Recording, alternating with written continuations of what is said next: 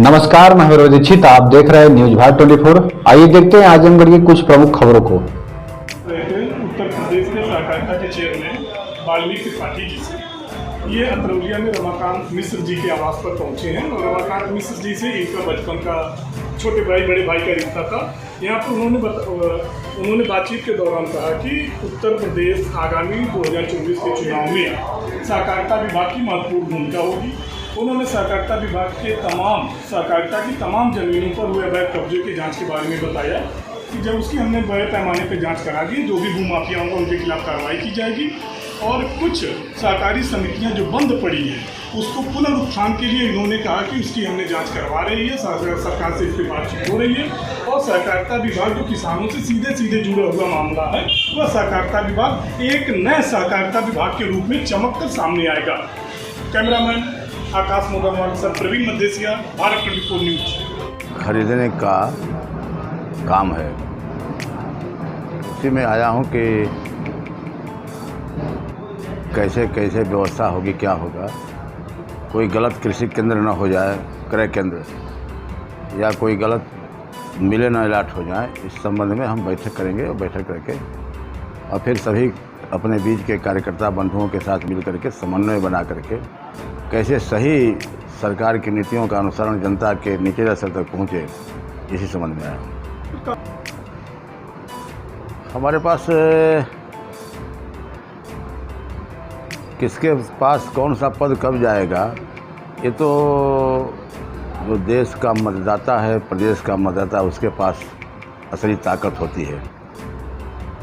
Bharatiya Janata party की नीतियाँ, Bharatiya Janata party के कार्यकर्ताओं का मेहनत, वह आम लोगों के बीच तक, घर घर तक जा कर के और ये पता लगा लेता है कि कौन कार्यकर्ता किस रूप में है, कैसे है, क्या हो रहा है। उसी के अनुसार नीतियाँ बनती है। उन नीतियों का परिणाम है कि आज भारतीय जनता पार्टी केंद्र और प्रदेश में ऐतिहासिक बहुमत के साथ सरकार बनाई है।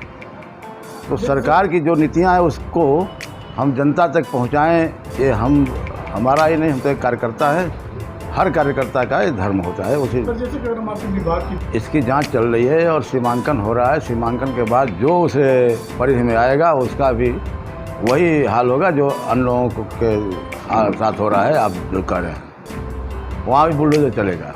भारत कृषि प्रधान देश है जिसमें सहकारिता की भूमिका। सही बात आपने कहा है कि सहकारिता गांव के गरीब किसान, झुप्पी झोपड़ी से लेकर के अट्टालिकाओं तक इसका काम है।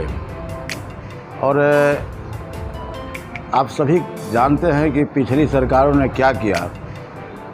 पिछली सरकारों का जो काम था उसको जनता ठीक से समझी और समझ करके उन सरकारों को बदलने का काम किया।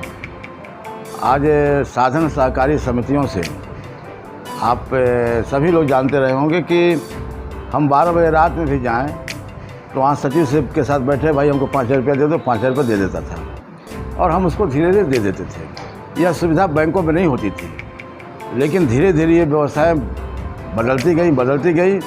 आज हमारी केंद्र की सरकार और उत्तर प्रदेश की सरकार दोनों मिलकर उन समितियों को अब कंप्यूटराइज करने का काम कर रही हैं और देखेंगे 2-4-6 महीने में ये समितियां आपको कुछ दिनों में आपको दिखाई देगी कि ये समितियां क्या रही हैं और कैसे बदल गई।